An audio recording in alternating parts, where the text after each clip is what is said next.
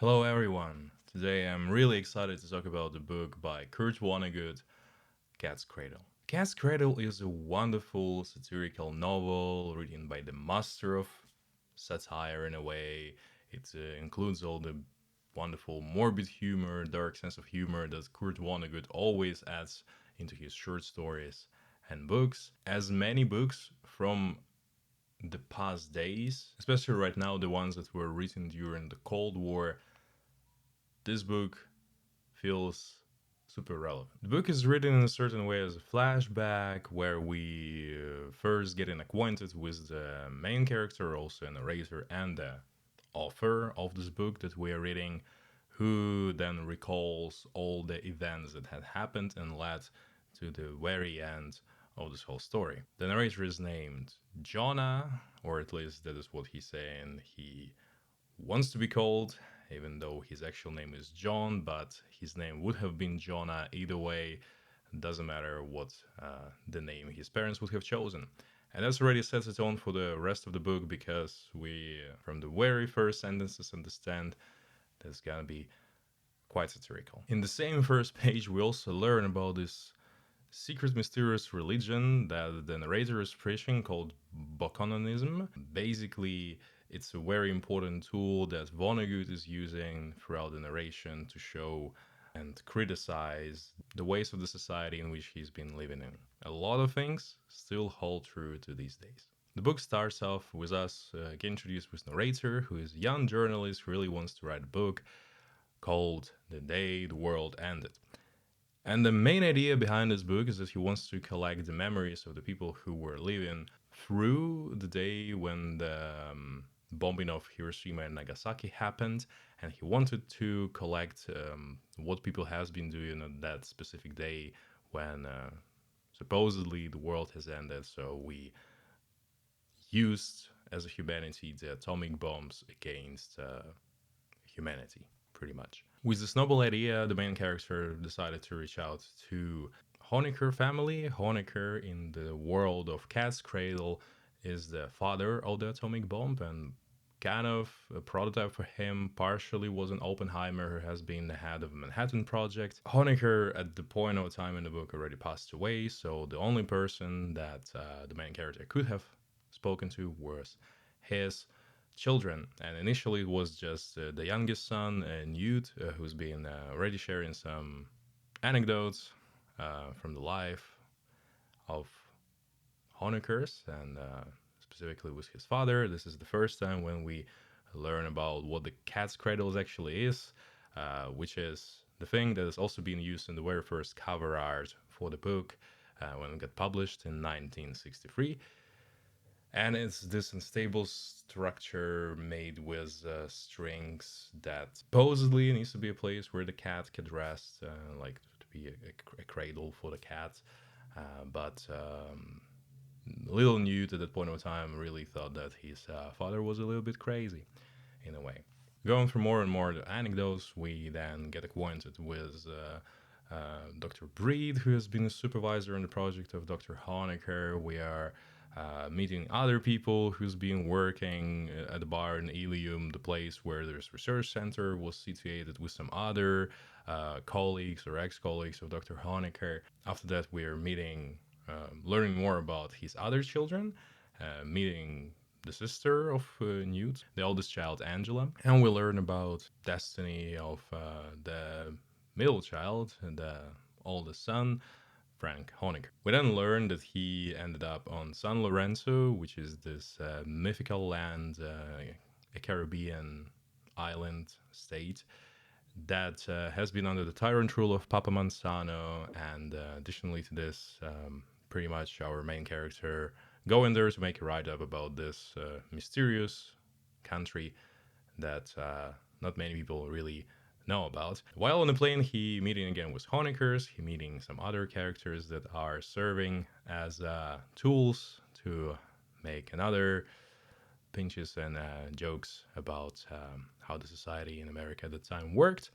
And this is the moment when Jonah, the main character, gets acquainted with Mona Manzano, the adopted daughter of the tyrants of San Lorenzo, and according to the main character, the most beautiful woman he's ever seen, that he immediately fell in love with her. The more we go into San Lorenzo, we meet other characters, meet the Papa Manzano, meet the Frank Honecker, and with a weird turn of events, Papa Manzano is falling sick, and even though he suggests Frank Honecker to take his place as a president of San Lorenzo, Frank asking the main character to take the reins and pretty much become the president of San Lorenzo, the person who spent in San Lorenzo not even a day. Well, I already said it was a satirical novel, so it kind of all adds up all together. And with a weird turn of events, as we learn later, this mysterious element called Ice 9 that Dr. Honecker actually invented, the thing that is supposedly could have turned every liquid into the solid, or more like into the ice. And then it proved to be disastrous. Ended up in wiping out the whole of humanity, murdering pretty much the whole population of San Lorenzo, and only a tiny group of people, leading with our main character, survive. Him, Brother Honeckers, and Crosby's, a couple from Indiana that our main character also met in a plane.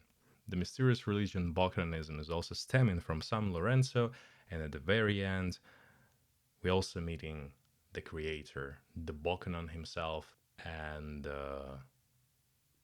it all ends reasonably abruptly. Given this quick plot summary, it's probably hard to really pin down what are the main topics that are being really described in this book and being really talked about. But I suppose you may have already guessed that if there is a made-up religion involved, it's most likely a commentary about the religion, how it all works and could be working in a bit of a ridiculous way if you're trying to describe it in a different words than the words that Kurt Vonnegut decided to use. He also, of course, talks about the science, and specifically, there we see a big connection from the real life, because at the back in the days, Kurt Vonnegut was working in public relations for General Electrics, and they actually have been hiring some scientists to do some pure research projects. And pretty much Vonnegut at the time was to interview those scientists. And what he noticed that older scientists, they really cared not as much as younger ones about how their research is going to be used in the future. This also kind of connects to the moral dilemma that Oppenheimer had in the end, the leader of the Manhattan Project, the sort of a prototype of Honecker, pretty much only in the sense that he's sort of also a father of the atomic bomb, who then been experiencing quite a huge moral dilemma in his life, and he's been trying to stop them being like an opponent of a continuous arms race, and been trying to pretty much control the damage, even though it was already irrevocable, unfortunately. And definitely he's been living with a big weight on his shoulders. I think after realizing what the tool that I think initially the atomic bomb was created as a defense arms, so more like as it happens now and as it's been happening for a while during the Cold War, it's stopping mechanism from anybody attacking your country if you're the owner of the atomic bomb, because you have such a devastating tool that you can potentially use. However, the tragedy that happened and made the end to the Second World War really showed the devastating effect of the soul. And back in the 60s, it still has been quite an acute issue. The Cold War has been going on.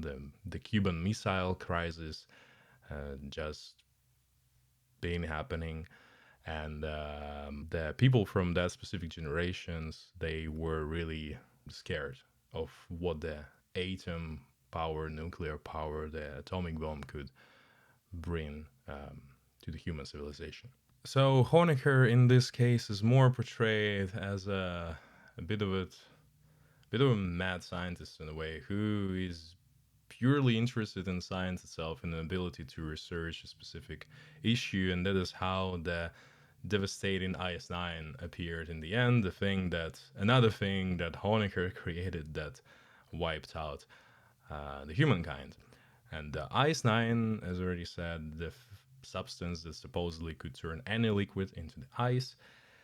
And as we learned earlier, initially it was more of a request from some army general who came to their research center and said that I don't like that my soldiers need to go through the mud and it slows them down. Maybe there is something we can do about it to make all this mud solid. This request kind of sparked the IS-9 in the end, even though for a very long time it was said to be a legend, at least according to Dr. Breed, the supervisor at that research center. We did learn later that it wasn't just an anecdote from the life of scientists, but turned out to be an actual thing. So as I said, science, or more like science and morals, more as a topic, to what extent scientists need to be caring about where their developments, their inventions are going to be used.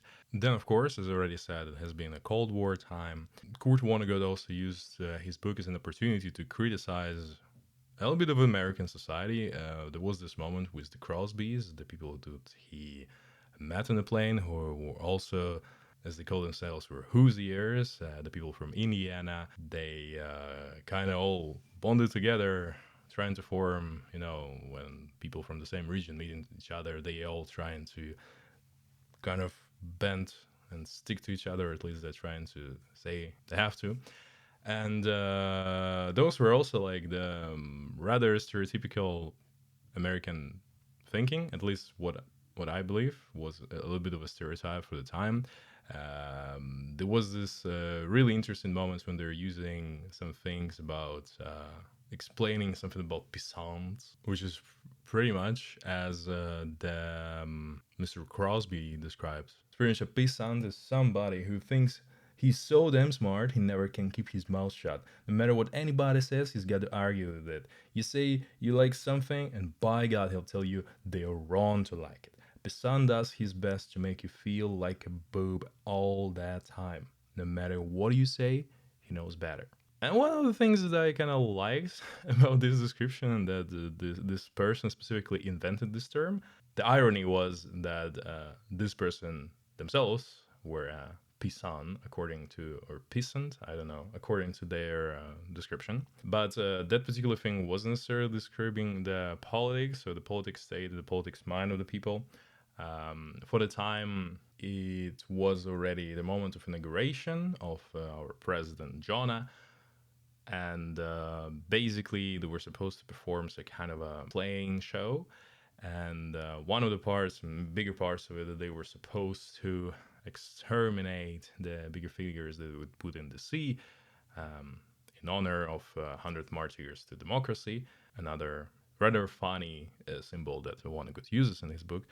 But basically, those planes were supposed to describe those figures of Mao, Stalin, Hitler, everything. So all those enemies to the democracy. And Crosbys were so ecstatic when they saw whom the pilots were to destroy, and that was rather hilarious how much anti-communists they were in the end. That in this very ridiculous way, San Lorenzian were showing their allegiance to the United States and to their values, because 100 martyrs to democracy were also symbol, a gesture that San Lorenzo made during the Second World War, sending 100 of their troops to support the democracy in the Second World War. And unfortunately, the ships on which these soldiers were going just got sunk by German submarines, so they never actually were in any combat. But that made San Lorenzo also take part in the Second World War. Additionally, Vonnegut sometimes adds some other quotes that he would describe people. For example, about the scientists and about Frank Honecker, he said, "I realized with chagrin that my agreeing to be boss had freed Frank to do what he wanted to do more than anything else, to do what his father had done, to receive honors and creature comforts while escaping human responsibilities." That's, again, a funny view on how Vonnegut felt the scientists necessarily leaving, rather trying not to be an active members of the society, but living in their own bubble of research and honors, and that was really that they were living for, rather than being being humans. And of course, I feel like it's another critique on the way we're continuously celebrating war in a way. So, for example, there were this army parade during the Remembrance Days or the Victory Days. You know, it really depends on how the society, or more like those who are ruling the society, are shaping the narrative about it. To which Vonnegut also quoted the following of one of his characters: "Perhaps when we remember wars, we should take off our clothes and paint ourselves blue and go on all fours all day long and grunt like pigs. That would surely be more appropriate than noble oratory and shows of flags and well-oiled guns." As you also see, it has been 60s. It has been a time for other wars happening, the Vietnam War, for example.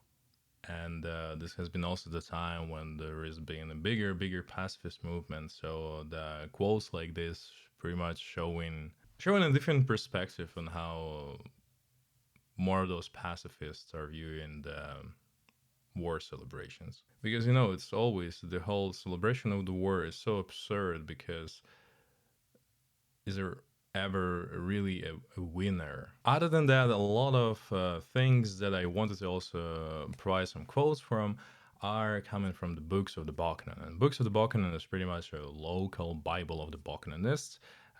The Bible that is being written in the real life because Bokonon is still alive. He's continuously sharing his teachings and his philosophy with everybody on San Lorenzo. So with some of the things, you know, Bokononism is a little bit of a cynicism and stoicism in a way, with of course a little bit of grains of the irony ingested in all of this. So our main character getting more acquainted with it, and at first he learns that all the Bokononists are outlaws, and initially we then learn that the whole state of San Lorenzo got created by two men who actually are aliens to this island.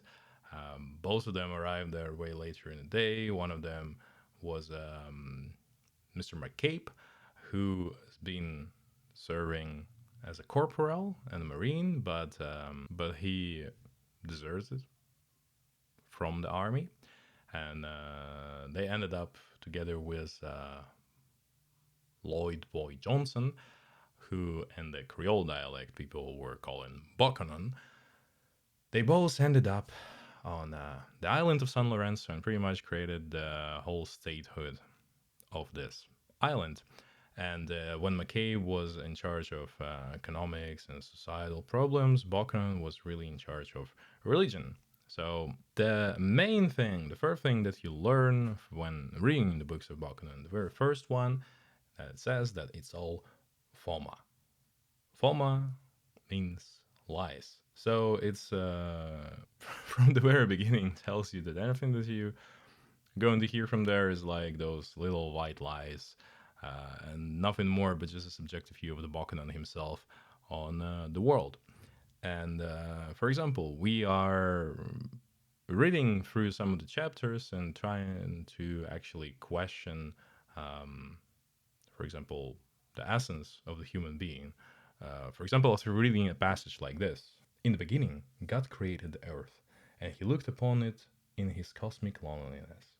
And God said, 'Let us make living creatures out of mud, so the mud can see what we have done.' And God created every living creature that now moveth, and one was man. Mud as man alone could speak. God leaned close as mud as man sat up, looked around, and spoke. Man blinked. 'What is the purpose of all this?' he asked politely. 'Everything must have a purpose?' asked God. 'Certainly,' said man. 'Then I leave it to you to think of one for all this,' said God, and he went away. It says a lot about us as human beings trying to find a purpose in life and purpose for anything that is happening, trying to rationalize instead of accepting and embracing the chaos of the universe and everything that's happening around. Or, for example, in the 14th book of Bokonon, it's entitled, What Can a Thoughtful Man Hope for Mankind on Earth, given the experience of the past million years? It doesn't take long to read the 14th book. It consists of one word and a period. This is it. Nothing. Full stop. Another one would be, beware of the man who works hard to learn something, learns it, and finds himself no wiser than before. He is full of murderous resentment of people who are ignorant without having come by their ignorance the hard way. Which has been mentioned in a moment when the Frank Honecker has spent a lot of time observing ants and how they make water, being frustrated without really finding any answer. And funny enough, besides spending so much time and effort put into this, he was at the same point where our main character Jonah was, also not knowing how they do this. Besides the wise and somewhat questionable advice that this Bokonon is giving us, there were also some concepts that are semi-important for the book. For example, the concept of karas, which is pretty much meaning that this is your people, your group of people, and you are all bonded all together through the destiny. People don't necessarily know each other, but in the cosmic sense, they're linked. There is also a kankan or a false karas, pretty much when it seems like you're all part of the karas, but it's not true. And in this example, it was that the main character and the Crosbys, being all from Indiana, finishing Cornell, from being from the United States, supposedly should have had this connection, but later the main character realized that they're not part of the same Karas in a sense. And of course, the kinkiest part of this religion called Bokomaru, which is a ritual in which people are exchanging their love, showing their affection between each other by touching the soles of their feet. Which was a bit of a funny moment because basically this is the way to show their affection and perform this to all other people is showing their love. And when Mona Manzano got promised our main character as a wife for him becoming the president, she said that she loves him and wants to do Bokomaru with him. And then she loves actually everyone and she's doing this with everyone. And then him being at that time still this conservative Christian coming from the United States, almost prohibiting her to do all this. And then she stopped loving him immediately. And then he kind of allowed this in the end.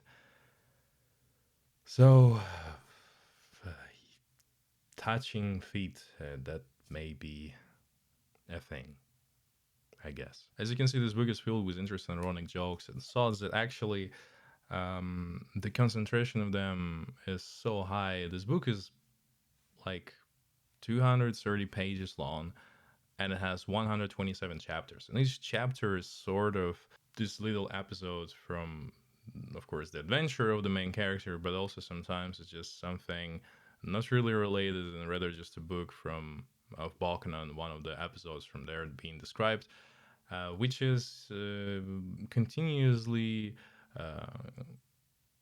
rotating this flywheel of satirical philosophy that this whole book is presenting to the reader. The main reason I really enjoyed this book, even though it started really funny, ironic, and satirical at one way, and I think up until the moment when they go all the way to San Lorenzo, where we learn that the IS-9 actually exists, when we learn how Honecker died, and then it all leads to the end of the world.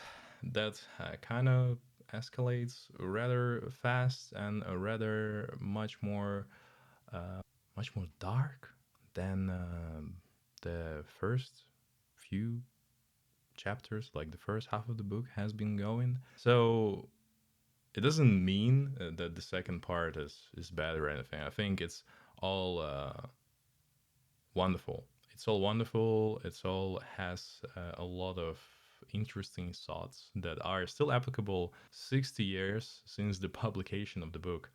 And I would highly recommend reading it to anyone, no matter what your views on religion or on politics, science, and all these other things are.